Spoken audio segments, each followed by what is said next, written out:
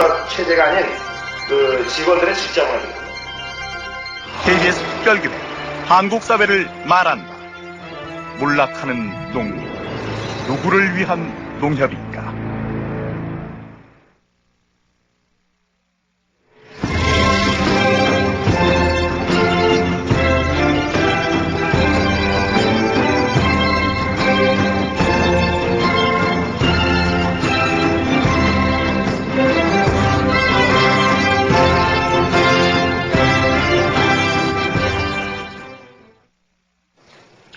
대통령 취임 1주년이 되셔가지고, 이렇게 제가 이렇게 뵙고 말씀드릴 수 있는 기회가 생겨서 전 정말 기쁩니다. 그리고 이런 기회를 통해서 국민들이, 우리나라가 역사가 정말 바르게 가고 있는지 안 가고 있는지 궁금해 하는데, 그런 궁금증이 좀 많이 풀렸으면 좋겠습니다.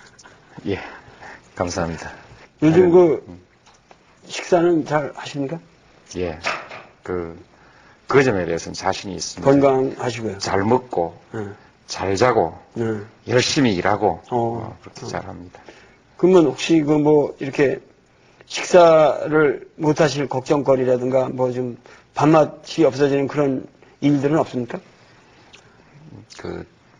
표현은 밥맛 없다. 정말 밥맛이 떨어진다. 이런 말을 쓰지만, 실제로는 걱정은 걱정이고 밥은 밥이고 관계가 없습니다. 걱정은 걱정이고 밥은 밥이다. 저도 하여튼 저는 걱정스러운 밥이 잘 안 먹히는데 저보다 좀 도가 더 트신 것 같으네요. 하여튼 이제 제일 국민들이 항상 이런 문제가 나오게 되면은 궁금해하는 게 아주 제가 단도직입적으로 말씀드리겠습니다.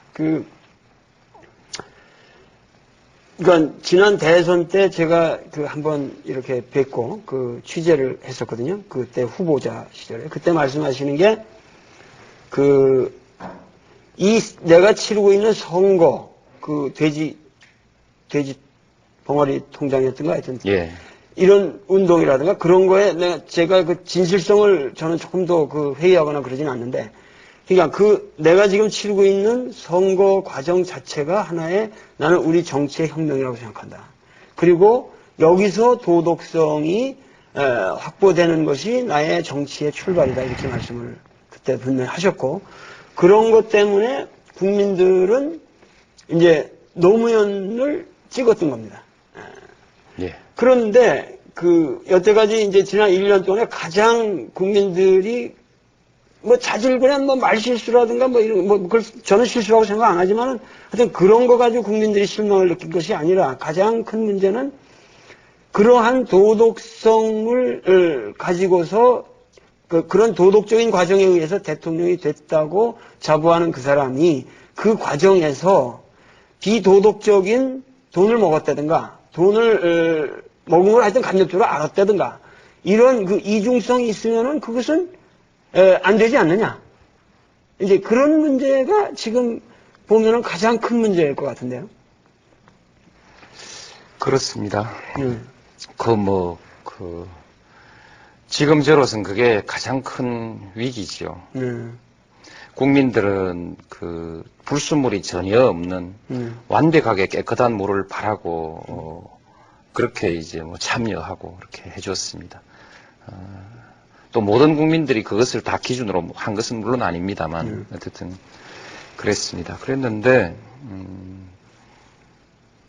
강물이 이렇게 흘러오면 이 도시를 지날 때도 있고 또 큰 농토를 지날 때도 있고 그러면서 또 오염물질이 섞여 들어옵니다. 또 흐르면서 자정하고 또 섞여 들어오고 정치인의 역정도 그런 거 아닌가 싶습니다. 열심히 저로서도 순수한 상태나 깨끗한 상태를 유지하려고 나름대로 열심히 노력했습니다만 그러나 이렇게 오는 과정에서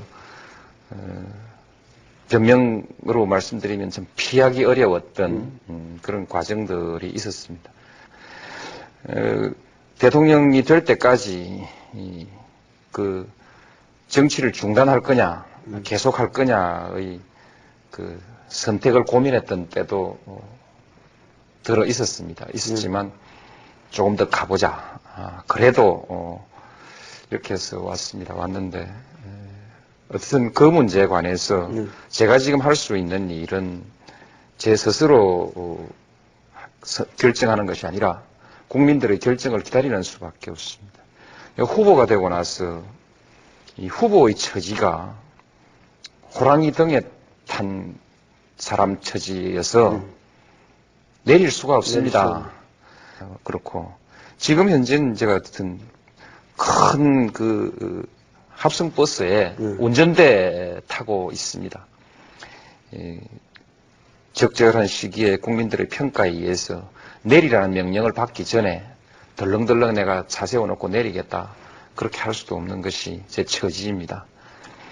이번 총선을 거치면서 국민들의 뜻이 어디에 있는지 제가 잘 판단하고 또 존중해서 처신하겠습니다. 그런데 아니 그런 게 중요한 게 아니라 저의 관심으로 볼 적에는 그게 뭐 몇 푼이 오갔냐 안 갔냐 그걸 알았냐 모르냐 이런 중요한 문제보다도 하나의 그러한 도덕적인 명분을 내놓고 그 과정으로 해서 대통령이 된 사람의 입장에서 그 과정에서 최소한 나는 도덕적인 꺼리낌은 없었다라는 얘기는 할 수 있어야 되지 않는가. 그러면 좋겠죠. 그렇게 말할 수가 없는 것이 저로서는 매우 안타깝고 힘든 처지입니다.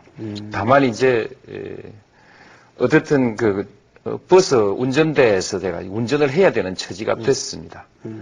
열심히 버스가 안전하게 목적지 또는 중간 목적지까지 가도록 어쨌든 저는 제 최선을 다해야 되는 다 할 생각이고요. 그다음에 이제 그런 허물이 없으면 좋습니다. 그러나 허물이 생겨버린 겁니다. 좀 민망스럽지만 그래도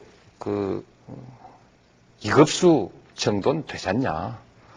그렇게 도덕성의 문제도 완벽한 순수성을 추구하는 것은 현실적으로 불가능하다. 4급수도 있고 3급수도 있고 2급수도 있고 있습니다. 2급수는 조금 정화하면 먹을 수 있습니다. 그렇게 변명을 하고 그렇게 밀고 나갈 수밖에 없습니다. 네. 그리고 10분의 1론이 10분의 1을 10분의 1 이하로 먹었다 안 먹었다 이런 얘기보다 그건 전혀 정치적 도덕적 구속력이 없는 건 사적인 발언이니까 저는 그건 구속력이 없는 말이라고 생각하거든요. 그건 이제 얼마나 할 수 있는 얘기인데 문제는 재신의 문제는 그거는 분명히 말씀하신 거기 때문에 그것이 어느 시점에서 분명히 그거는 뭔가 어떤 방식으로 해결이 돼야 되는 문제라고 생각하는데 그거는 어떻게 지금 생각하십니까? 그 발언을 한 것은 책임을 져야 한다는 것입니다. 책임을 져야 한다.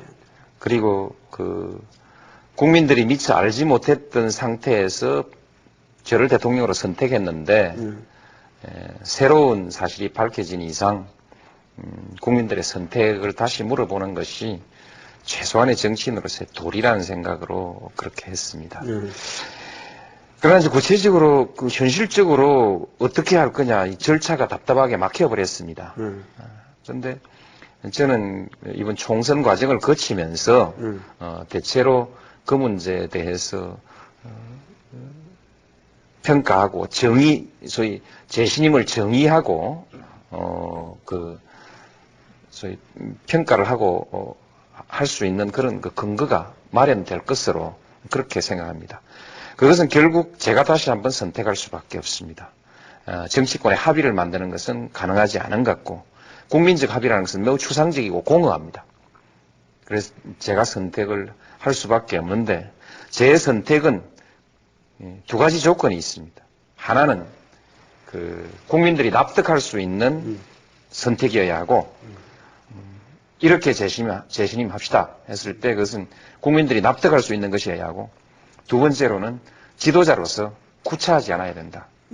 그래서 납득할 수 있는 방법으로 구차하지 않게 반드시 그 재심이라는 그런 과정을 거치도록 하겠습니다. 그게 뭐냐? 그렇게 이제 많은 사람들이 자꾸 질문하는데 아직까지 저도 구체적으로 그 방안을 마련해 놓고 있지는 않습니다. 이 원칙을 지키면서 구체적인 방법을 국민들에게 제시하겠습니다. 노 대통령님께서는 하여튼 그 민주에 대한 그 소신이 확실한 분이신데, 그거 자체가 상당히 그 국민들 사이에서는 이제 그 그러니까 그 논란의 대상이 될 수가 있는 거거든요. 무슨 얘기냐면은, 예를 들면은 과거에 제가 그 50일, 취임 50일 제가 그 인터뷰를 했을 적에도 나는 대통령으로서 그렇게 모든 일들에 내가 그만 개입한다고 하는 것 자체가 그것이 과거의 잘못된 대통령상의 연속이기 때문에 그 가치관을 나는 근본적으로 바꾸고 싶다. 그래서 제가 그것을 굉장히 훌륭한 무의지치라고 제가, 무의지치의 혁명이라고 제가 표현을 했습니다만은 국민들 입장에서 볼 때는 노무현의 무의지치는 그것은 무능력이고 오히려 그것은 하나의 방관에 불과한 거지. 그건 국민들이 볼 적에 국민으로서 우리를 리드해달라고 뽑아 주었으면 당연히 철저하게 리드할 면에서는 리드를 해야 되지 않느냐. 이것이 과연 이런 것이 무의지치냐 하고 국민들은 반론을 제기하거든요. 예. 할 것은 하고 안 할 것은 안 해야 됩니다. 그 다음에 안 할 것 중에서 또 그 두 가지가 좀 나누어집니다. 갈라서 봐야 합니다. 예를 들면 지난번 우리 대담할 때 내가 개입하지 않는다라는 것을 두 가지로 말씀드렸는데, 하나는 그 정당 운영에 대해서 과거처럼 총재로서 개입하지 않겠다. 말하자면 민주적 원칙이죠. 그 보수 정책 청산이겠죠. 그 다음에 검찰권의 운영이라든지 이런 그 운영에 관해서 독립성을 주겠다. 이런 그 민주적 원칙에 관한 것입니다. 하나는 기술적인 문제에 관한 것이죠. 기술적인 문제, 예를 들면 지금 이제 그 동계올림픽을 다음 동계올림픽 유치 운동을 또 할 텐데 우리가 유치 장소를 무주로 할 거냐, 전라북도 무주로 할 거냐, 강원도 평창으로 할 거냐, 이걸 자꾸 대통령들을 정해달라고 하는 겁니다. 그런데 그것은 그 유치하는데 가장 유리해야 하고, 그 다음 유치하는데 기술적으로 가능하고 유리해야 하고, 또한 유치했을 표를 가장 많이 받을 수 있는 곳이어야 하지 않겠습니까? 그렇죠. 그 다음 대회 운영이 원활해야 하고, 대단히 기술적인 문제이기 때문에 이것을 대통령이 정해버리면 일이 거꾸로 될 수가 있거든요. 그렇죠. 그런 것은 대통령이 개입하지 말아야 한다. 제가 그 울산 정차역을 만들어 달라고 했을 때 고속전철 내가 해드리겠습니다 라고 그렇게 표현하기보다는 반드시 됩니다 라고 표현했습니다. 왜냐하면 그것도 사업인데 국민에게 편익을 제공하기 위해서 철도를 만들고 또 철도는 철도청 그것을 통해서 수지를 맞춰야 합니다. 국민에게 편익을 제공하기 위해서도 100만 도시에 서야 하고 그 다음에 사업성이 있도록 하기 위해서도 100만 도시에 서야 하는 것이거든요. 사리를 보니 될 것 같습니다. 이건 말해줄 수 있습니다. 그러나 스키장에 동계올림픽장에 관한 문제는 제가 사리를 가지고 그렇게 답을 할 수가 없습니다. 그래서 제가 정당 개입은 하지 않는다. 내가 결정할 수 있지만 이건 내가 결정할 문제가 아니죠. 그래서 이제 빠진 것이지 이건 일반적인 무위하고는 좀 다릅니다. 예를 들면은 많은 사람들이 검찰까지 놔가면서 어떻게 통치를 할 거냐 하고 했는데 결과적으로 보면은 사실은 저는 국민들도 그걸 이해를 해야 된다고 생각하지만은 검찰을 독립시킴으로써 결과적으로 그건 굉장히 잘된 일이거든요. 그러니까 그런 거는 어떻게 되든지 간에 노 대통령님의 입장을 저도 지원할 수가 있습니다. 그러나 외교라든가 국방이라든가 교육이라든가 이런 문제들은 뭔가 이렇게 방관하거나 방치하고 뭐 방관 방치를 안 하도 민주적인 과정으로만 이루어지는 문제들은 아니거든요. 그러니까 그런 문제에 대해서 확고하게 풀 것과 풀지 않을 것을 구분하는 그러한 리더십. 그러니까 이것이 말씀하시는 바 여태까지 강력한 리더십이라는 것이 민주주의의 함정이다.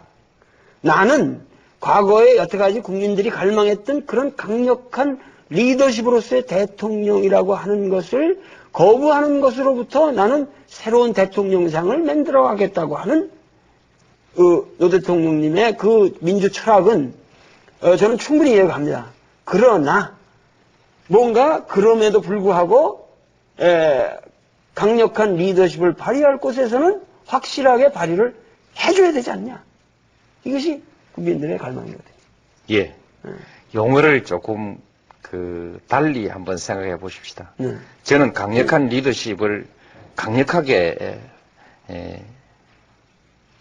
바라고 갖기를 바라고 또 가지려고 합니다. 강력한 리더십은 추구하되 위압적인 리더십은 피하겠다는 것입니다. 그리고 편법적인 리더십을 갖지는 않겠다는 것이죠. 제가 버리려고 한 것은 강력한 리더십이 아니라 위압적인 리더십입니다. 저는 앞으로 강력한 리더십을 가질 것입니다. 지금 강력한 리더십은 몇 가지의 편법적 권력의 행사나 그렇죠. 또는 위압적인 그런 그 권력의 행사를 통해서 이루어지는 것이 아니고 국민적 동의 위에서만 가능한 것입니다. 그래서 저는 그 점에 있어서 국민의 동의, 합의를 토대로 해서 강력한 리더십을 행사하려고 합니다. 그리고 대통령으로서 중요한 그 결단을 해야 될 시기에 반드시 결단하겠습니다. 예를 들면 지금까지 외교 국방에 관해서 어떤 결정도 단호하지 않았던 것은 없습니다. 망설임 없이 충분히 심사숙고하되 어떤 저항이나 반대가 있더라도 내 지지 기반을 잃더라도 이것은 국가의 장래를 위해서 필요하다고 하면 단호하게 결정해 왔습니다. 물론 그것은 제가 가지고 있는 성격이기도 합니다. 정치를 하면서도 제 스스로의 정치적 생사가 걸린 문제에 관해서도 항상 원칙을 가지고 단호하게 결단해 왔습니다. 그 말씀과 관련돼서 잠깐만 그러니까 대통령이 되시고 나서 이 대북송금 특권 문제가 걸렸었는데 저는 계속 칼럼을 써가지고 특검을 수용하면 안 된다. 그리고 결과적으로 저는 특검을 수용하셔가지고 결국은 진보 세력이라고 그러는 사람들도 위반됐고 결국은 남북 문제에 대해서 미국한테 너무 이니셔티브를 빼앗긴 듯한 느낌도 들고 그렇게 해서 결국 별로 도움이 되는 게 없었지 않은가. 과연 이것이 단호한 결정이었나 하는 그 회의감이 들거든요. 근데 그러한 문제에 대해서 조금도 나는 거기에 대해서 후회 없었다고 말씀하시는 겁니까? 그렇습니다. 제가 대통령이 되기 이전에 이 문제가 나왔을 때 남북 정상회담이란지 남북 관계를 발전시켜 나간 그런 정치적 결단, 그것은 그것이고 그 과정에서 편법이 사용된 것은 편법이다. 국민들에게 알리지 않은 것은 또 아닌 것이지만 어떤 국민들도 그렇게 인식하고 있고 나도 그렇게 인식했습니다.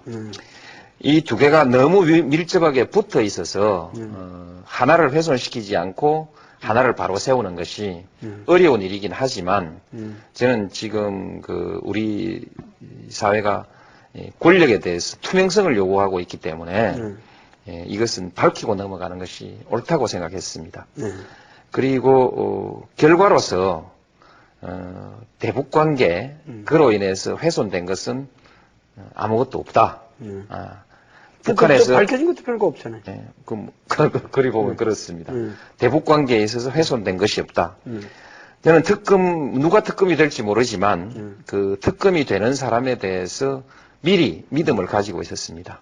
적어도 대한민국에서 특검의 임무를 수행하는 사람이면 그 송금을 위한 자금의 준비 과정에서 그 편법은 밝혀내겠지만 그 이상의 것을 가지고 우리 그 나라의 외교 정책에 심각한 영향을 주는 일은 하지 않을 것이다 믿었고 실제로 그분들은 수사를 아주 적절하게 해서 그 수준에서 수사를 마무리 지어줬다고 생각합니다. 그로 인해서 몇몇 사람들이 지금 그 고난을 겪고 있습니다만 그로 인해서 어떤 정치적 세력이 타격을 입은 것도 없고요. 김대중 대통령이 상처를 입은 것도 없습니다. 그냥 그것은 그것이고 그분들은 또 그럼에도 불구하고 제가 사면을 하려고 생각하고 있습니다. 그래서 중요한 것은 투명하게 하자. 국민들이 밝혀달라고 하는 것을 밝혀주는 것이 지도자의 도리다. 그렇게 생각하고 앞으로도 무슨 일을 할 때 아무리 목적이 선하더라도 국민들에게 다 동의를 구하지 않는 정책은 하지 않는 것이 좋겠다. 그런 것이 교훈이라고 생각합니다. 저는 이거에서 남북 관계나 김대중 대통령의 공적이나 이 어느 것도 훼손되지 않았다고 생각합니다. 남북 간의 철도를 연결하는 사업, 개성공단을 추진하는 것, 그 다음에 금강산 육로 관광, 그 밖에 남북 간의 사람의 왕래, 물자 교류, 이 모든 면에 있어서 장족의 발전을 하고 있습니다. 큰 제목을 새로 붙일 만한 사건이 없을 뿐이지, 이미 붙여진 사업에, 이미 제목이 붙여진 사업의 내용은 아주 잘 가고 있습니다. 그냥 굴러가는 것은 아닐 것입니다. 중요한 것은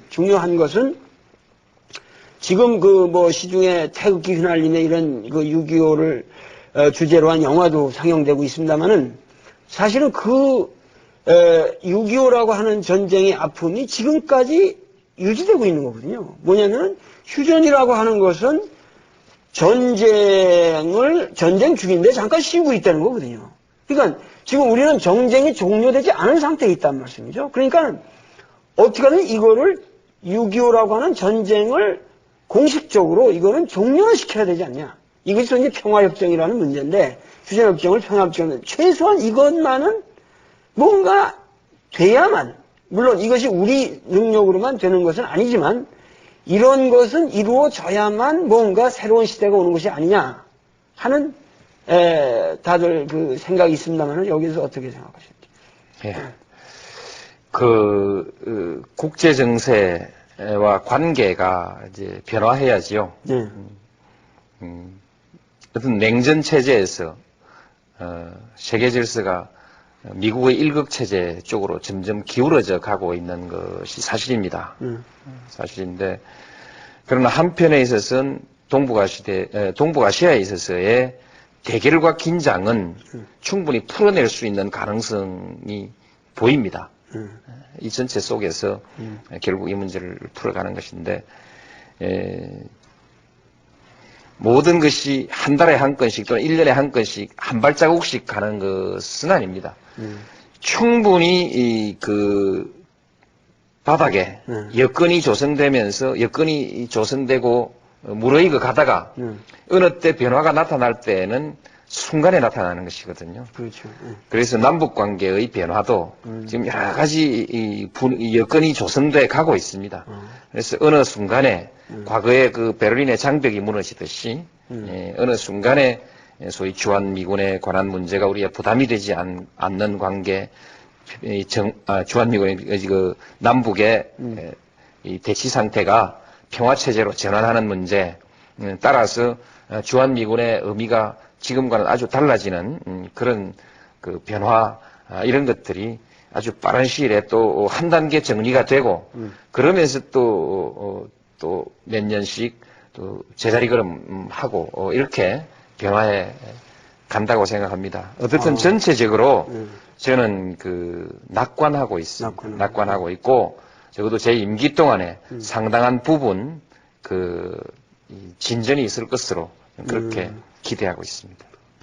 근데 최근에 그 이현재 그 경제부총리를 아주 힘쓰게 뭐 이렇게 모셔다가 입각시키셨다고 그런 인상을 받았는데 그분을 이렇게 모셔와야만 되는, 꼭 그 사람을 모셔와야 되는 어떤 필연성이 있었는지, 그리고 그것이 우리 경제 활성화 방안에 어떠한 노 대통령의 그러한 어떠한 경제적 비전과 합치되기 때문에 그래서 그런 건지, 이 과거 그야말로 우리가 지금 당면한 문제는 박정희 시대의 어떠한 경제 개발 모델은 넘어서는 어떤 새로운 모델이 나와야 되지 않냐 하는 것은 대체적인 공감이 있는 것 같은데, 이런 문제에 대해서 한번 좀 말씀해 주시죠.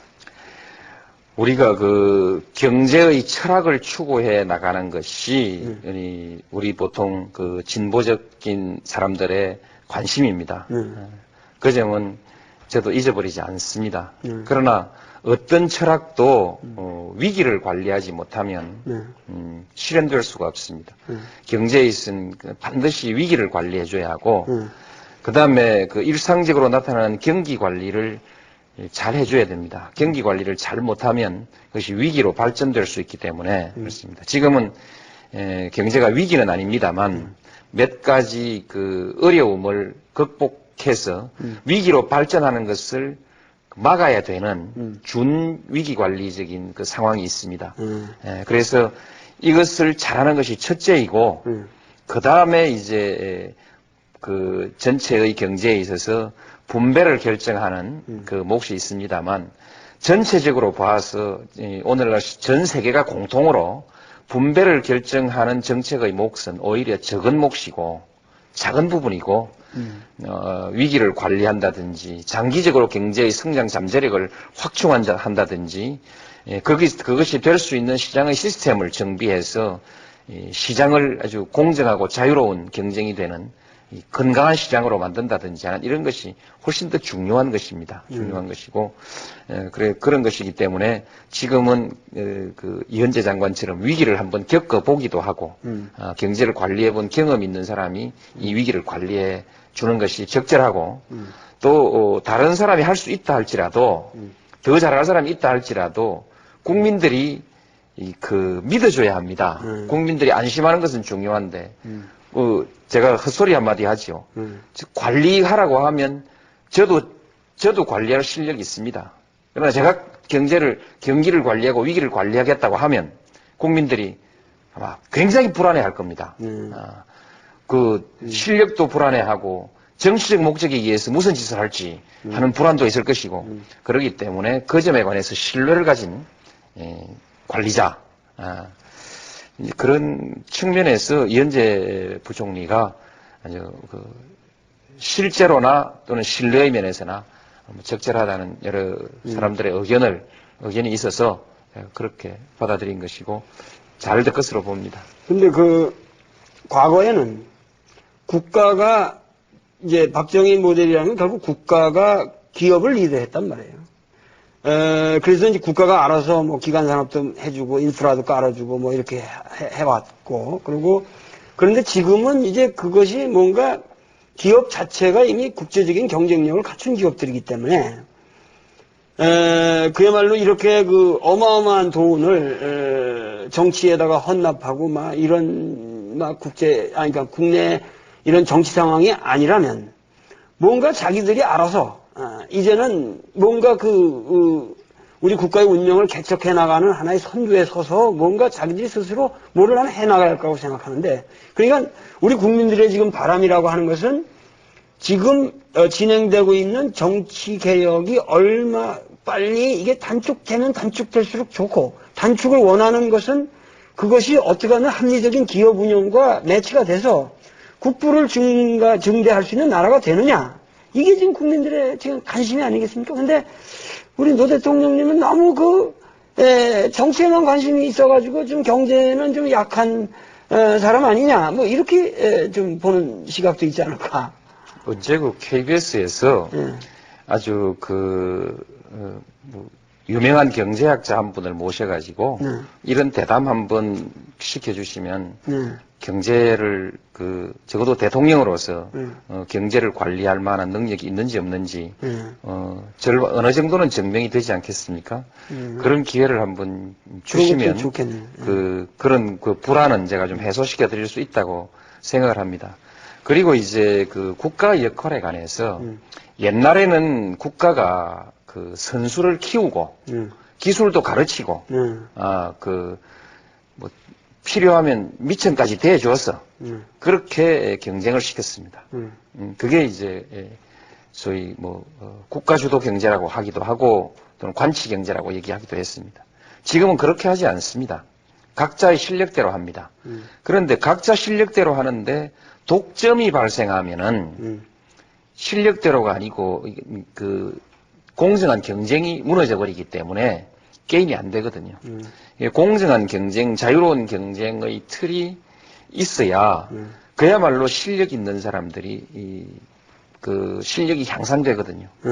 그래서 이 시장의 기본 룰이 깨지는 것은 반드시 막아줘야 합니다. 막아주고. 그래서 저희들 학자들은 시장의 한계 또는 시장의 실패를 얘기하는데 아주 전형적인 예를 하나 들죠. 카드 회사가 카드를 신용조사도 하지 않고 길거리에서 마구 팔았습니다. 수당까지 줘가면서 경품까지 줘가면서 마구 팔았는데 그 결과가 지금 오늘 신용 불량자 대량 생산이라는 결과로 나왔지 않습니까? 이 시장의 실패를 의미하는 것이거든요. 이런 것을 정부가 잡아줘야 합니다. 그래서 공정한 게임이 될 수 있는 시장, 그리고 시장이 지속적으로 유지될 수 있는 토대, 이것을 정부가 관리하지 않으면 큰일 나고요. 그런데 시장에서 낙오해가지고 시장에서 진 것이 인생에서 지는 것이 되면 곤란하다는 것이죠. 인생에서 파멸이 되면 곤란하다. 그래서 결국 시장에서 실패한 사회적 약자가 다시 재기해서 시장에 복귀할 수 있도록 정부가 프로그램을 마련해주는 것 하지 않으면 사회가 붕괴합니다. 그래서 시장을 바치고 사회를 바치고 마지막에는 개인이 시장에까지 갈 수 없고 스스로 생존조차 유지할 수 없는 이런 상황에 왔을 때 한 개인의 한계 상황에 있는 이 생존을 바쳐주는 것, 이런 것이 이제 국가가 할 일이죠. 근데 이런 얘기가 국민들에게는 조금 공허하게 들리는 것인데, 왜냐하면은 제가 그 동네 목욕탕을 자주 가보면은 거기 뭐 이렇게 공장 하시는 분들, 이런 분들이 참 많아요. 근데 오히려 대기업 하는 사람들하고 만나서 얘기하면 그건 차원이 다릅니다. 그러나 우리나라 서민들이나 이런 일반 최소한 중소기업을 하는 분들은 하나같이 대한민국은 규제가 많고 뭔가 상납하는 게 너무 많아가지고, 그리고 괴로움을 당하는 게 너무 많아가지고 정말 장사해먹기 힘들다는 거예요. 공장 운영하기 어렵고. 그래서 그 사람들이 그러고 뭐 여러 가지로 시달리는 거예요. 그러니까 이런 면에서 국가가 그냥 불필요한 규제를 정말 풀어줘야 될 것 같고, 과감하게. 그리고 특히 중소기업, 하여튼 뭔가 이 땅에서 장사를 하고자 하는 사람들이 정말 의욕을 가지고 할 수 있도록 관료들이 도와줘야 될 텐데, 이건 무슨 경제를 기획하는 뭐 재경부의 관리의 문제가 아니라 우리나라 전체 관료 사회가 너무도 부패해 있다는 거예요, 이게. 그런 느낌을 국민들은 갖고 있거든요. 무슨 말씀을 하더라도. 어떻게 생각하세요? 해결해 드리겠습니다. 그러니까 맞습니다. 지금 불만이 정확한 것도 있고 조금 과장된 것도 있습니다.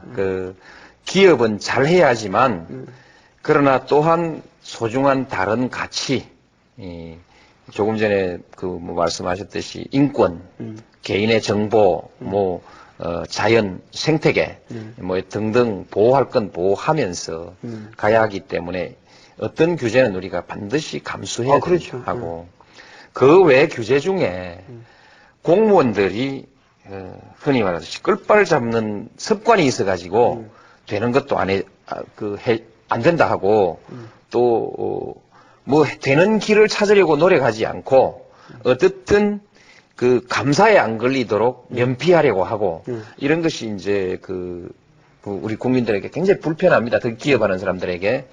이 문제를 해결하기 위해서 감사 기준을 바꾸었습니다. 뭘 해줬다고 그 감사하는 것이 아니라 왜 안 해줬느냐라는 쪽으로 물어나가는 감사를 바꾸어가고 있습니다. 바꾸어가고 있고 우리가 가지고 있는 여러 가지 법이 좀 모호해서 담당자도 잘 모르는 법이 정확하게 그렇죠. 내용을 모르는 법이 있습니다. 그래서 그것을 법이 그야말로 연령 변령하지 않도록 명료하게 고치는 작업을 지금 하고 있습니다.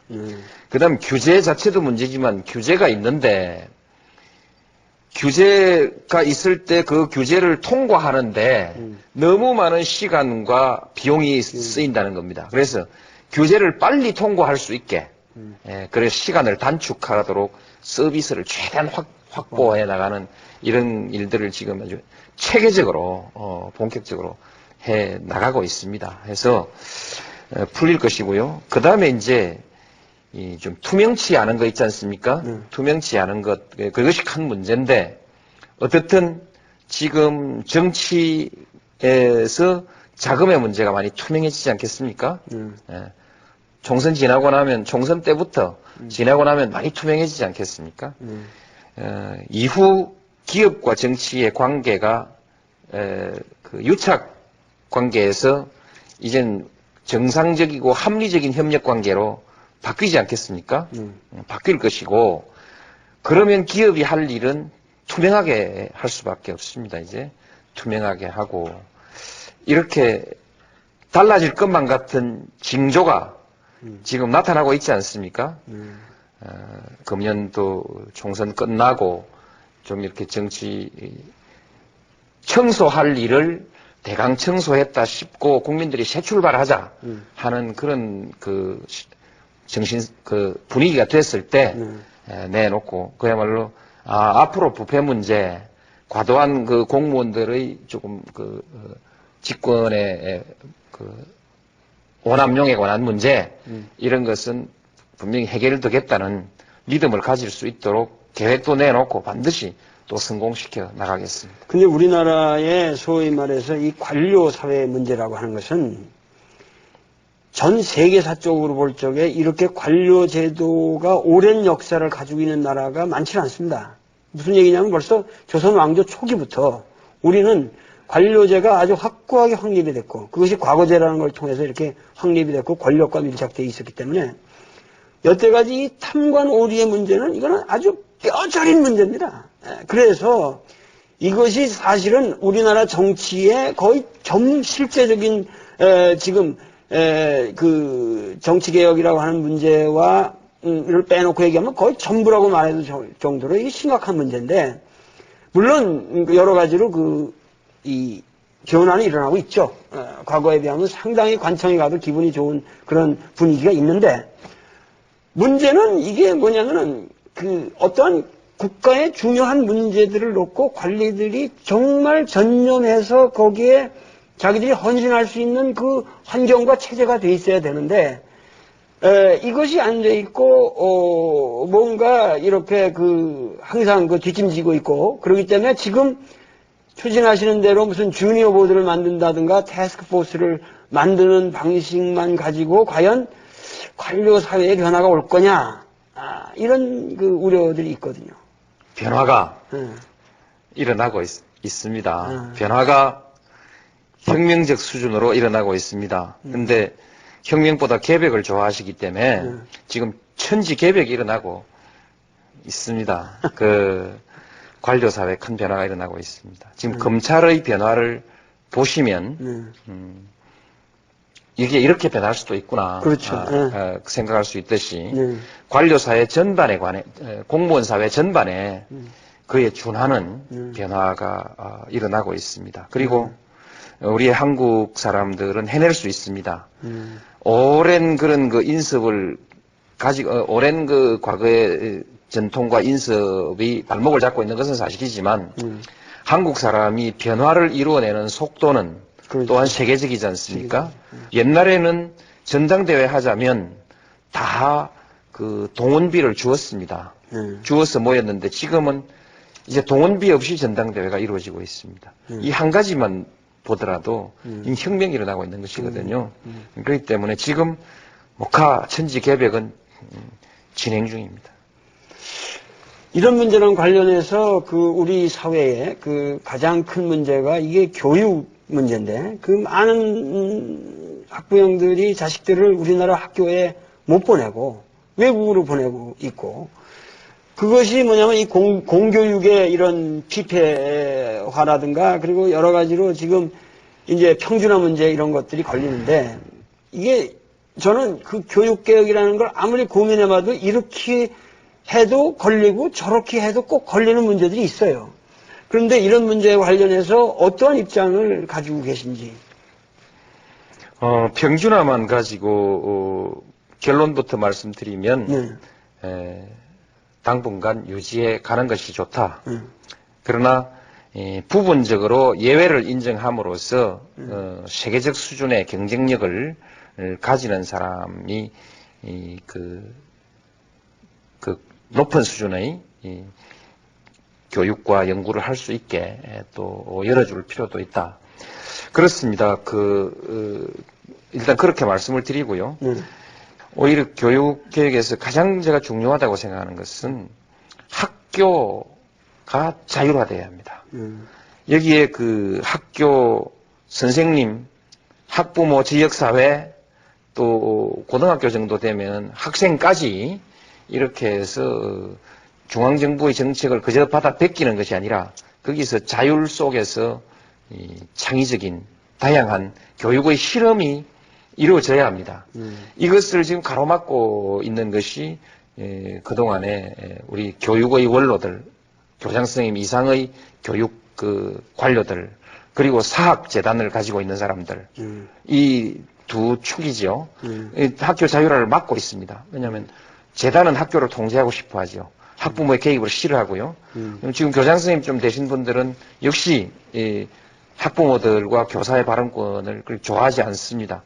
이것을 어떻게든 좀 설득해서 학교 자율화, 그 다음에 지방자치 자율화, 지방자치 강화, 교육자치의 강화, 이런 방향이 또 하나의 그 교육계획의 한 축이 돼야 합니다. 근데 그 가장 중요한 거는 교육에 관한 문제에 있어서는 우리나라의 교육을 뜯어먹고 사는 사람들이 너무 많아요. 그 무슨 얘기냐면 교육 관계 공무원도 너무 많고 어디 가면 장학사, 교육과 뭐 무슨 교육청 해가지고 어마어마하게 많아요. 그러니까 이런 거를 한 반쯤 줄여가지고 무슨 경제부서로 돌리든가 뭔가 이 교육개혁을 하려고 그러면 거기에 그 학생 머리부터 발끝까지 몽졸이 이게 이권이래요. 그 뭐 이권이 뭐 몇 조억이 걸려 있다는데.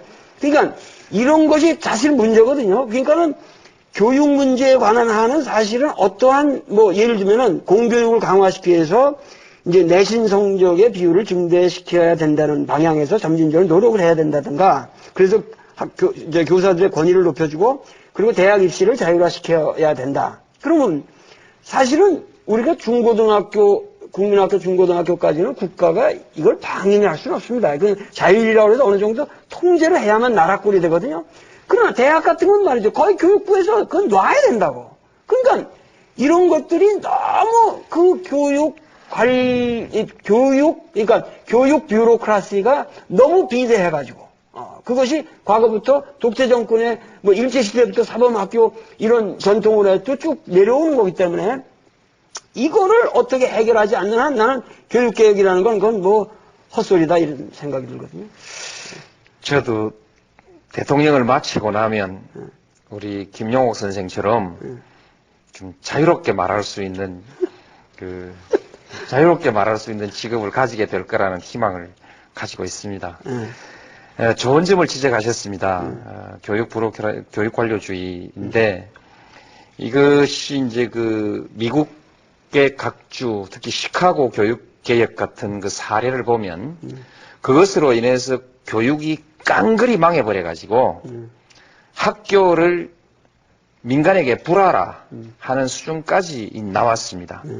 그 수준에서야 비로소 새로운 그 실험적 교육 개혁이 일어났습니다. 왜 실험이라고 하냐? 중앙정부에서 만들어 놓은 그 정책에 따라서가 아니라 각 학교마다 따로따로 500수십 개의 학교가 따로따로 그 새로운 교육 실험을 했죠. 그때 이제 만들어진 학교 자치 이런 것이 상당히 미국 교육의 그 발전에 큰 영향을 끼치고 있습니다. 그러면서 최저 기준은 역시 중앙정부가 관리하고 있습니다. 그런데 지금 그때 참여했던 학부모, 교사, 지역사회 이 주체의 소위 자치와 자율의 새로운 실험이 오늘날 일반적으로 민주주의에 소위 민주적 실험주의라는 이름으로 민주주의의 방식에 이 방식을 도입해보자. 그렇게 할 만큼 우리 사회 변화에까지 큰 그 기초를 제공하고 있습니다. 우리 교육도 이제 그 수준까지 왔지 않나. 그래서 거기 완전히 위기에 몰렸을 때 그때 이 새로운 창조가 일어나는 것이거든요. 지금 새로운 창조가 지금 이제 막 터져 나오려고 하는 시점에 있습니다. 지금쯤 이제 저 얘기가 점점 재밌어져 가는데 뭘 시간이 너무 흘러가고 있군요. 근데 결국은 노 대통령 그러면은 우리 사회에서 지금 가장 문제가 되는 게 여태까지 그 지지 기반이 그 세대 간의 느낌으로 왔거든요. 그러니까 과거 예를 들면 김대중 대통령이다 그러면 명백하게 그건 지역 기반이었단 말이에요. 그 지지 기반이라는 게. 그러니까 지역 기반이라는 건 불변이죠. 그러나 세대라고 하는 거는 이거는 상당히 추상적인 가치를 놓고 지지를 하는 거기 때문에 굉장히 이게 가변적이라고도 볼 수 있는 건데 늙은 사람들이 한국 젊은이들을 볼 적에는 뭔가 건방지고 뭔가 참을성도 없고 이렇게 과격하기만 하고 버릇없고 이런 걸로 보이지만 또 그 젊은 사람들이 노인들을 기존 세대들 볼 때는 이 사람들은 전혀 시대 감각이 없는 사람들이고 근본적으로 본받을 대상이 아니라는 거예요. 그런 세대적 갈등이 분명히 있습니다. 그런데 많은 사람들이 노 대통령은 그런 이건 좀 너무 심한 표현일지 모르지만 그 버릇없는 젊은이 쪽에 가까운 사람이다. 이런 이미지들을 갖고 있거든요. 예. 근데 그리고 지난번에도 리멤버 122군가 이런 데도 참석하시고 이런 걸 봐도 뭔가 이분이 너무 우리나라를 이분법적으로 젊은이라든가 네티즌이라든가 진보를 자처하는 사람들과에만 보조를 해서 나라를 가려고 하는 사람이 아니냐. 이런 정도의 틀 가지고 국정을 운영하겠냐 하는 그런 우려가 많거든요. 어떻게 생각하십니까? 나는 우리 김용옥 선생은 모든 방면에 대해서 상황을 다 알고 있을 거라고 생각했는데 지금 그 말씀에 관해서는 조금 아닌 것 같다 이런 생각이 들거든요. 그 세대 간 갈등이 있는 것은 사실입니다. 그러나 그것이 실제로 양쪽으로 쫙 갈라져서 아주 상당히 대결적으로 이렇게 갈등을 일으키는 것은 아니라고 봅니다. 선거로 나타난 결과로 보면요. 투표 결과를 보면 제가 50대 이상에서도 46%, 50대 이상에서도 약 제가 지긴 졌지만 10대 빵이거나 8대 2 이런 것이 아니고 46 정도로 졌거든요. 46 정도로 졌기 때문에 실제로 투표 성향을 보면 젊은 사람들도 이해창 후보 찍은 사람이 많고요. 연세 많은 사람들도 제 찍은 사람 많습니다. 그런데 이제 하는 겉으로 드러나는 모습들이 어쩐지 제가 젊은 사람 닮은하고 잘 맞는 것 같거든요. 사실은 할아버지신데? 할아버지가 됐는데 제가 곧 60을 내다봅니다. 내다보는데 어쩐지 젊은 사람들하고 잘 통하는 것 같으니까 이제 그렇게 보시기도 하는데 우리 사회가 이것은 조금 서로 좀 이 상황을 다르게 이해해 볼 필요가 있다. 아무래도 연세 많은 분들은 과거의 것에 대해서 별로 의심을 하지 않습니다. 그대로 가고 싶어 하고 새로운 제도와 문화에 대해서 두려움을 가지고 있습니다. 지금 내가 이 나이에 새로 사업 벌리게 됐냐, 또 사업을 한다 하더라도 새로운 기술을 도입하고 새로운 뭘 하고 하게 됐냐, 두려움이 있는 거죠. 까딱하다 실패하면 이제 그런 것이 있는 반면에 젊은 사람들은 뭔지 지금까지 있던 것은 다 의심스러운 겁니다. 다 의심스러우니까 전부 다 시비를 겁니다. 이제 시비를 거는 그런 경향이 있죠. 이러다 보니까 이 충돌이 생기죠. 그러나 거기에서 모든 것을 의심하면서 그게 변화의 동력이 생기고 뭔가 새로운 기술도 나오고 문화도 나오고 뭐 별의별 게 다 나오는 거죠. 그렇죠. 뭐 요새 뭐 영화가 막 저 영화가 저렇게 성공하는 것도 그렇죠. 그 젊은 사람들의 도전이거든요. 이제 지금은 변화의 시대입니다. 빠른 변화의 시대이기 때문에 대통령이 이런 변화를 나이는 젊지 않지만 뭐 적어도 어리진 않지만 이런 젊은 사람들과 변화를 호흡해가면서 우리가 가지고 있던 기존의 질서, 제도 이런 것에 대해서 하나하나 의문을 제기하면서 이거 왜 이렇게 해야 돼? 바꾸면 안 돼? 가장 효율적인가? 더 효율적인 방법 없는가? 끊임없이 문제 제기를 해가면서 사회를 변화시켜 나가고 있다. 지금 공무원 사회가 뷰로크라시를 말씀하셨습니다만 이분들이 젊은 분들도 조직 자체가 소위 말하자면 보수적이거든요. 내려온 전통, 내려온 기득권, 그렇죠. 이거 갖고 꽉 변하지 않고 있단 말이죠. 여기 대통령이 딱 선두에 서서 이거 왜 이런 방법으로 합니까? 이 문제 하나만 해결할 것이 아니라 이 문제 바닥에 깔려 있는 시스템의 문제가 근본적으로 잘못되어 있는 거 아닙니까? 그래서 이 문제 하나만 해결하지 말고 시스템 전체를 다시 한번 점검합시다. 이렇게 지금 가고 있거든요. 다행 아닙니까? 그래서 변화해야 사는데 그 변화 중에 어떤 것은 좀 실패하는 변화도 있고 어떤 것은 보니까 아닌 것도 있겠지만 그러나 그런 끊임없는 시도 속에서 큰 틀에 있어 변화가 일어나지 않습니까? 좀 대한민국이 그래도 다행이라고 생각합니다. 다행이죠. 훌륭한 나라죠. 그런데 너무 대통령이 앉아서 뭐 이렇게 집무실에 앉아서 뭐 네티즌들하고만 이렇게 하고 있는 것 같고 뭔가 이게 전체적인 그러니까 그렇게 진보와 보수라는 개념이라든가 그 세대 간의 문제로만 내가 이 사회를 인식하는 사람이 아니다라고 말씀하신다면 너무 급격한 변화를 추구하는 젊은이들이나 이런 사람들도 아주 그 권위 있게 야단도 척하면서 또 나이가 많이 먹은 사람들도 노 대통령의 말씀을 듣고 생각이 변할 수 있는 사람도 많이 있단 말이에요. 그리고 우리 사회는 보이지 않는 그 진리에 대한 그 근본적인 향심이 있는 나라란 말이에요. 그러니까 그런 걸 전체적으로 아울러서 이렇게 좀 뭔가 권위 있게 그들에게 설득을 하는 모습을 안 보이고 너무 젊게만 보이려고 한다라는 이제 그런 인상이 있는 거죠. 그러나 뭐 그거는 지금 말씀하신 대로 우리는 변혁의 시대에 살고 있기 때문에 누가 더 변혁에 같이 긍정적으로 따라오냐에 따라서 나는 살 수밖에 없다. 기자는 비판을 문제를 찾고 또 문제를 제기하고 또 비판을 하고 이 직업이죠.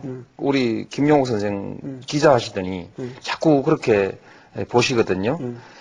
한번 생각해 보십시오. 제가 FTA 제가 농민들의 지지를 나도 농민 출신이고 농민의 지지를 받았던 사람이 이것을 통과시키기 위해서 정부와 함께 선두에 서고 제가 젊은 사람들한테나 또 누구에게나 소위 정치적 유리분리를 떠나서 또 인기 여부를 떠나서 용기 있게 소신을 가지고 할 말 좀 한 사람 아닌가.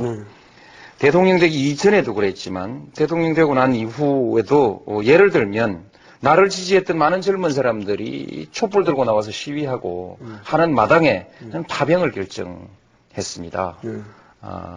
주한미군 철수론이 있을 때도 제가 단호히 그건 아니다. 그렇게 해서는 안 된다. 라고 말했고 또 많은 노동자들이 어려움을 겪고 있기 때문에 내가 무슨 말을 하면은 그것을 이성적으로 받아들이기보다는 감정적으로 받아들일 수밖에 없는 상황임에도 불구하고 내가 지금 상황에서 노동자들은 좀 절제해야 된다.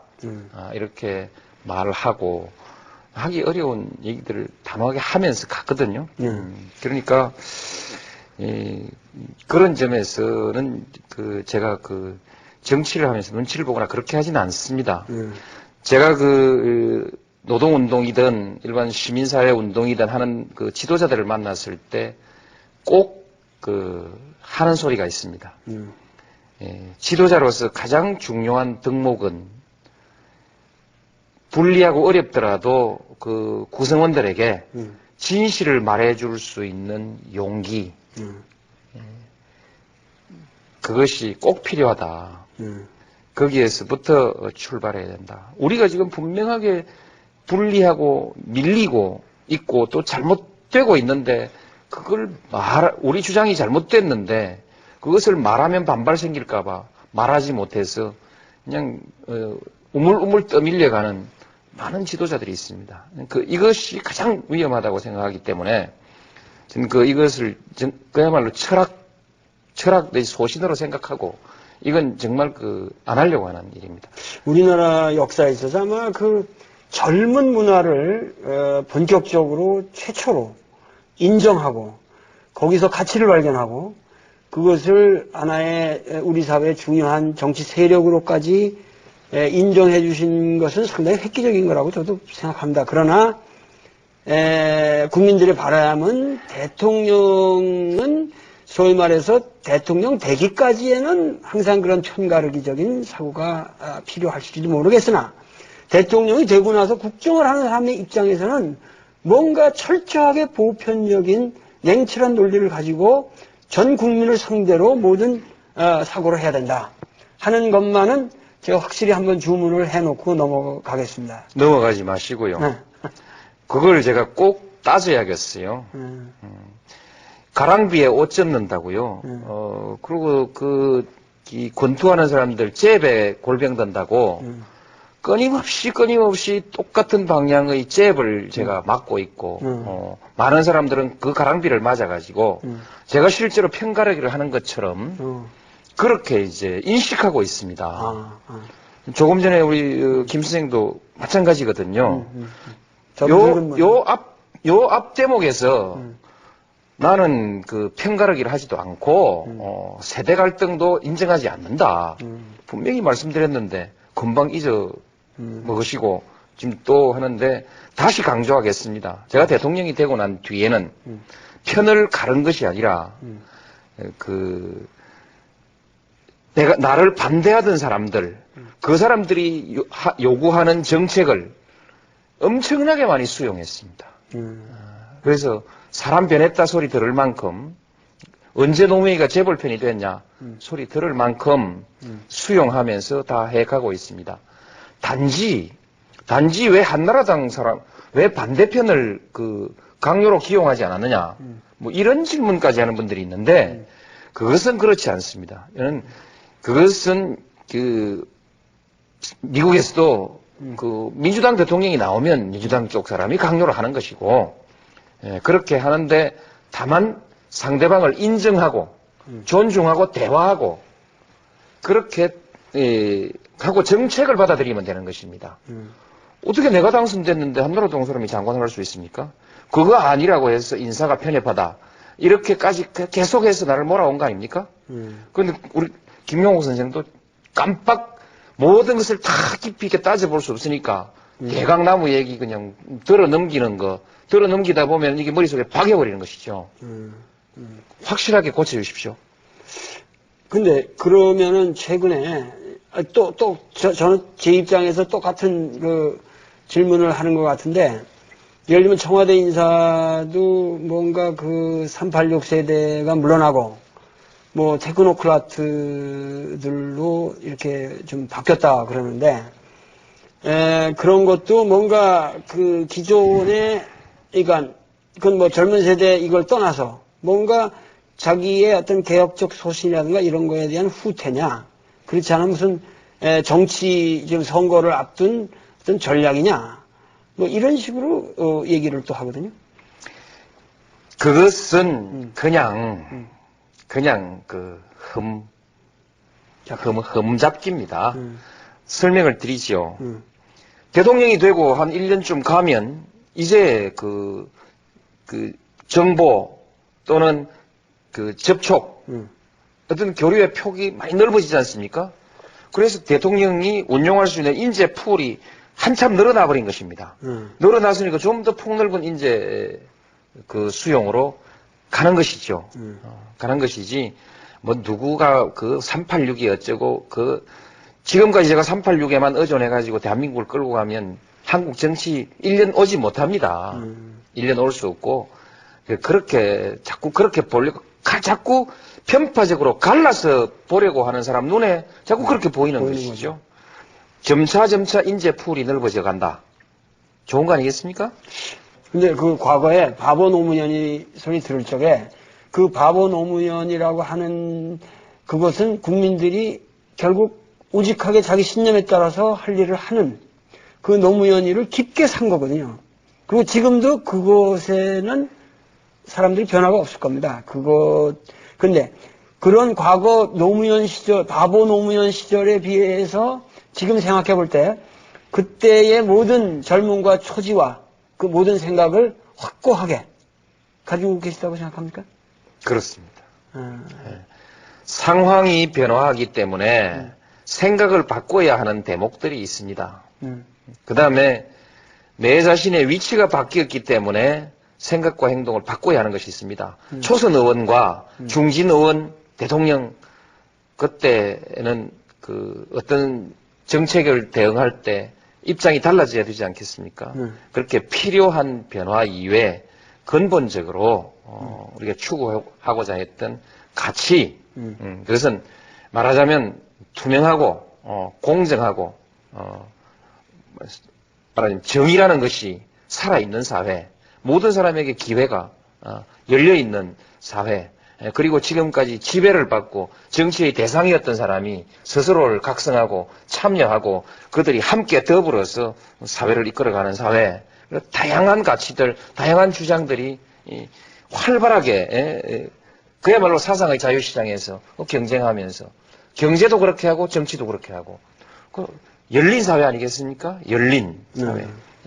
그런 꿈은 결코 버릴 수가 없습니다. 하여튼 저도 최근에 이 인터뷰를 하기 위해서 그 노무현이 만난 링컨이라는 책을 제가 읽었습니다. 근데 역시 이 책에서 말씀하셨지만은 뭔가 정의롭게 사는 자가 결국은 승리하는 그러한 것에 대한 소신을 가지고 링컨을 만나셨다고 그랬는데 하여튼 그런 것이 계속해서 그렇게 그런 신념이 유지되기를 국민들은 모두 바라고 있겠죠. 그리고 조금 아까 저보고 기자라고 말씀을 하셨는데, 물론 기자적인 그런 생활이 저도 1년 이상 배웠습니다. 근데, 이 언론이라는 게 사실 이게 문제거든요. 우리 사회에. 근데, 제가 이제 이렇게 나오니까는 KBS에서 이렇게 설문 써준 거에도 뭐냐면은 이제 좀, 1년도 되고 그랬으니까, 언론과도 좀 친화적으로 뭔가 포용적으로 나가야 될 거 아니냐, 이렇게 저한테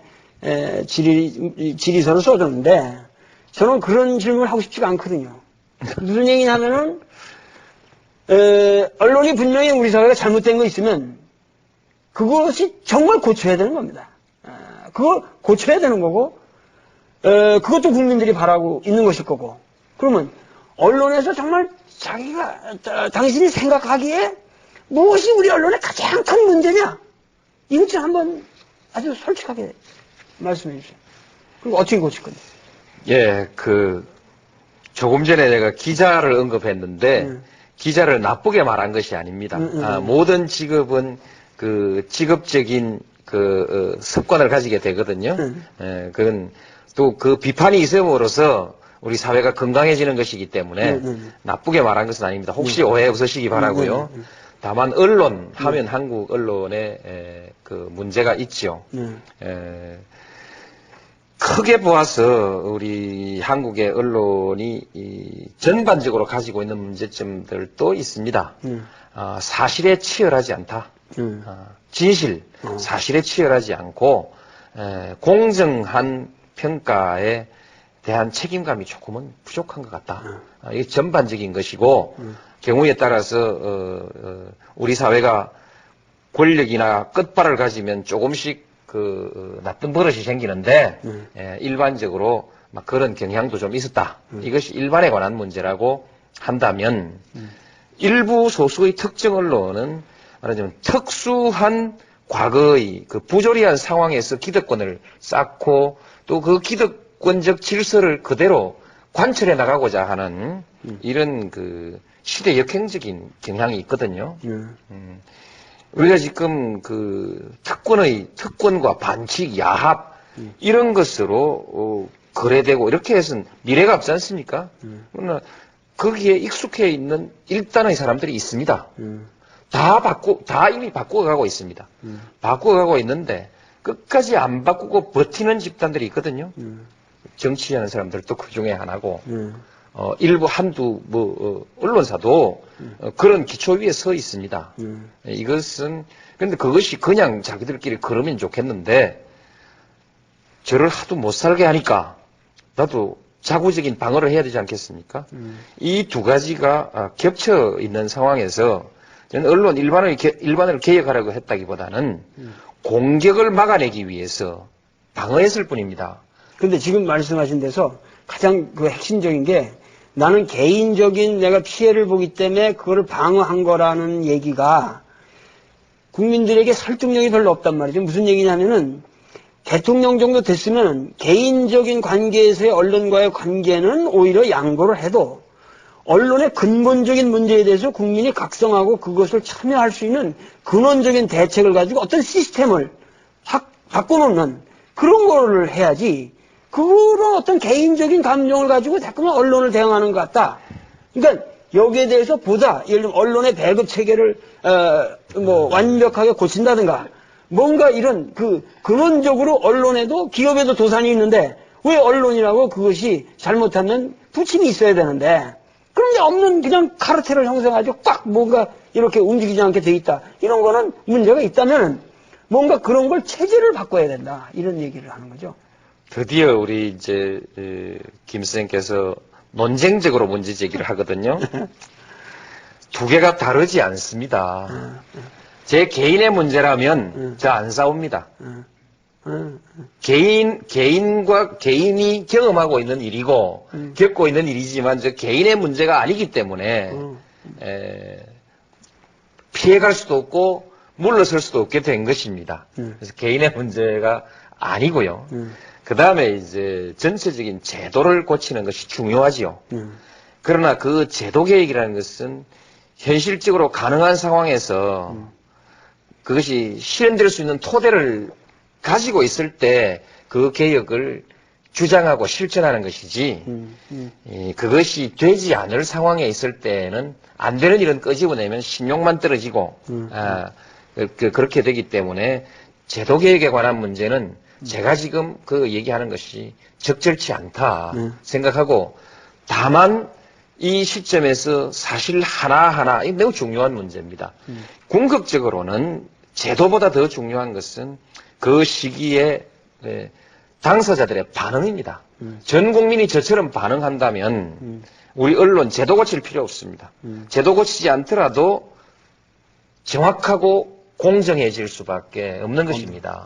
그렇기 때문에 이렇게 지금 해나가고 있고 요컨대 이런 논리가 무엇보다 중요한 것은 많이 달라졌지 않습니까? 네, 많이 달라졌습니다. 우리 공무원들이 아주 좋아합니다. 이제 당당하게 맞은 건 맞다, 아닌 건 아니다라고 할 수 있게 돼서 이것만은 정말 잘 된 것 같다. 그렇게 생각하고 있고 많은 언론인들도 우리도 바뀌어야지 잘 된 거 아니냐 이렇게 평가하고 있습니다. 그리고 마지막으로 너무 시간이 흘러오기 때문에 그냥 지금 뭐 이렇게 좀 말이 가는 것 같으니까 이게 좀 끝나가는데 그 우리나라의 미래에 가장 시급한 것이 사실은 그 중국의 변화에 대한 대비입니다. 예를 들면은 이제 YS 시대는 세계화, 하여튼 DJ 시대는 IT, 이런 뭔가 그 역점이 있어서 이렇게 해왔는데, 제가 보기에는 그 노무현 시대는 뭔가 이 중국의 변화에 우리가 확실한 대응을 하지 않으면 우리가 살아남을 수가 없다. 근데 사실은 예를 들면 우리가 중국을 너무 우습게 보는데 포항공대에 있는 가속기 핵심 기술도 이미 중국 사람들이 와서 설치해 준 겁니다. 그리고 그 중국이라는 데는 기초과학 분야에 있어서 우리보다 훨씬 더 선진돼 있는 측면이 있고, 그리고 또 지금 모든 거기 개혁의 변화 스페이스가 아주 빠르게 움직이고 있단 말이죠. 그리고 특히 인재 배양에 있어서 엄청난 효과를 누리고 있고, 그래서 이러한 변화에 대해서 과연 어떻게 우리가 이 중국의 변화에 대처할 것인가 하는 문제도 한번 좀 잠깐 언급해 주시죠. 가장 중요한 것이 그것을 위협으로 생각하고 두려워하는 것이 아니라 기회로 생각하고 능동적으로 대응해 나가는 것입니다. 자신감입니다. 많은 시골 사람들이 서울로 올라왔습니다. 서울에서 지금 살고 있는 사람은 새로 올라오는 시골 사람보다 훨씬 더 똑똑하다고 볼 수 있는데 거기 시골 사람들이 올라와서 당당하게 경쟁하고 당당하게 말하자면 뭐 주류라고 할까 성공들을 거두어 나갑니다. 왜 서울 옵니까? 시장이 크니까 오는 거 아니겠습니까? 우리 한국에서 1시간, 2시간 거리에 있는 이 거대한 중국에 거대한 시장이 새롭게 떠오르고 있습니다. 떠오르고 있는데 한국으로 봐서는 이보다 더 좋은 기회가 어디 있겠습니까? 드디어 한국이 도약할 수 있는 기회를 맞이한 것입니다. 한국이 그만한 역량이 있지 않습니까? 중국 사람들도 아주 유능하고 우수하고 유능한 민족이지만 우리 한국 국민들이 질 이유가 없지 않습니까? 앞서갈 수 있습니다. 앞서갈 수 있고 또 장기적으로 보면은 나란히 가면 되는 겁니다. 그보다 더 큰 것은 적어도 한국의 국력은 앞으로 일본도 한국을 적대하고는 중국을 다루기가 어렵고 중국도 한국을 적대하고는 일본을 다루기가 어려운 그런 정도의 국력을 이미 가지고 있고 앞으로 가지고 갑니다. 아주 그래서 옛날에 우리가 한말에 열강의 침탈을 받았던 그 시대의 불행했던 기억에 자꾸만 가위 눌려서 발목이 잡혀서 두려워하는 이런 자세를 버려야 됩니다. 자신만만. 그래서 동북아 시대는 공동의 평화와 번영의 시대이고 또 집단 안보 내 공동 안보의 시대가 열리고 그런 가운데 한국이 경제에 있어서 아주 중심에 최고 1등은 1등이고 그거 아니라 실질적으로 중심적인 위치를 저는 이 주변 사람들이 한국이 있어서 참 우리한테 좋다. 이런 나라가 돼야 될 것 같고, 그리고 깔보지 못하는.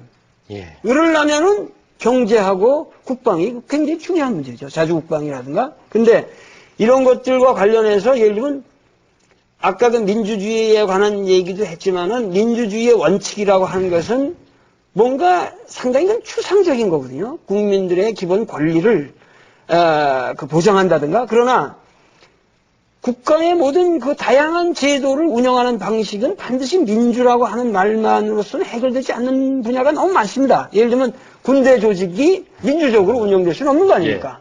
그러니까 이런 면에서 너무 우리가 노 대통령께서 너무 민주에 대한 환상을 불어넣는 건 아니냐, 이런 우려가 또 있단 말이에요.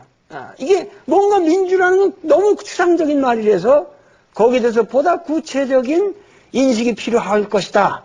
그래서 노 대통령님도 그런 면에서 더 좀 깊고 더 깊은 공부를 좀 하셨으면 좋지 않을까 이렇게 생각합니다. 공부를 하겠습니다. 그러나 어떻든 민주주의는 좋은 것입니다. 그렇죠. 거기에서 우리가 자유와 평등 그리고 권리를 함께 누리고 인권이 보장되고 그래서 개인의 인권이 보장되는 점에서 좋고 하나는 가장 효율적입니다. 다양성과 경쟁의 체제이기 때문에 거기에서 창의력이 살아나오고 그것을 또 경쟁을 통해서 검증하고 가장 생산적이고 효율적인 체제이기 때문에 민주주의 하는 것이고 단지 민주주의를 너무 발전시켜서 걱정되거나 이런 것이 아니라 우리가 민주주의를 제대로 발전시켜 나가지 못하는데 걱정이 있는 것입니다. 말하자면 게임의 룰을 그 게임의 룰, 소위 원칙이라는 게 그거 아니겠습니까? 그 게임의 룰을 아주 공정하고 합리적으로 다듬어 나가고 그 다음에 승복하고 상대를 존중하고 이런 문화들을 하나하나 만들어 나가면 민주주의야말로 아주 질서정연한 그런 제도가 될 수 있다. 그렇게 생각합니다. 하여튼 너무 시간이 흘렀기 때문에 이게 마무리를 줘야 될 것 같습니다. 그래서 저는 하여튼 좀 노 대통령님이 여태까지 대통령과 혹시 다른 스타일의 대통령이거든요. 그래서 이 노무현 스타일에 우리 국민도 조금 적응할 필요는 있겠다. 이런 생각이 들고요. 그래서 결국은 이렇게 해서 뭔가 국민과 이게 이 지도자 사이에 정말 좀 편견 없는 진실한 대화가 이루어졌으면 좋겠다. 제가 그걸 위해서 오늘 이 자리를 만든 거고요. 그래서 지금 우리 사회는 뭔가 온 국민 전체가 보다 도덕적인 사회를 만들려고 노력하고 있습니다. 세상에 이런 나라는 없거든요. 그러니까 그런 의미에서 저는 굉장히 희망을 보고 그래서 도덕적인 사회가 돼야 되겠고 그 다음에 경쟁력 있는 사회가 돼야 되겠고 그리고 셋째로는 제가 몸담고 있는 이 문화적인 측면에서 질 높은 문화가 보장되는 그런 나라가 됐으면 좋겠다. 이걸 위해서 앞으로도 조금 더 개념치 마시고 조금 더 소신대로 여러 가지를 같이 이렇게 고려해 가시면서 끝까지 밀고 가시는 대통령이 됐으면 좋겠고 하여튼 지금 계신 자리에서 정말 어떠한 결과가 오더라도 최선을 다해서 이 나라를 이끌어 주시기를 정말 부탁드리겠습니다.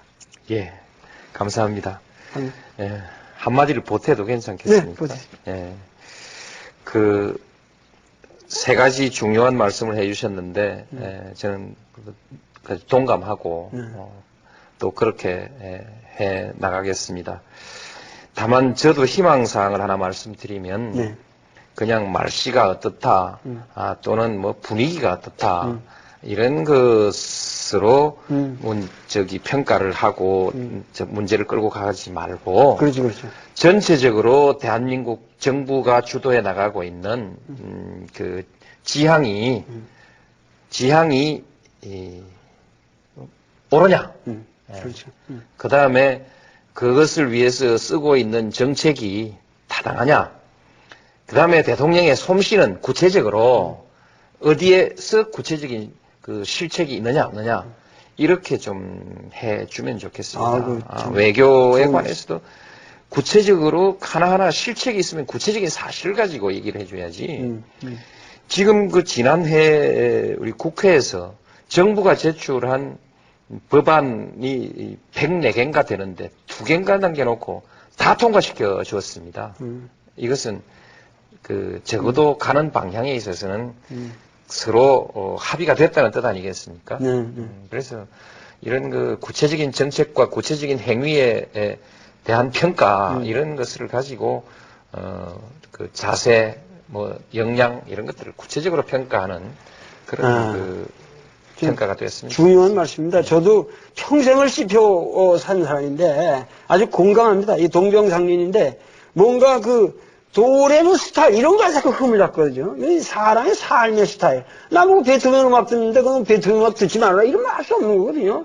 그러니까 그런 말의 스타일이라든가 삶의 스타일에 관한 얘기를 이제 그만하고 그 사람의 논리 그리고 가치관 여부를 가지고 우리가 철저하게 평가를 해야 된다. 앞으로 그건 저도 말씀드리고 싶어요. 아주 그런 사회가 됐으면 저도 좋겠습니다. 예.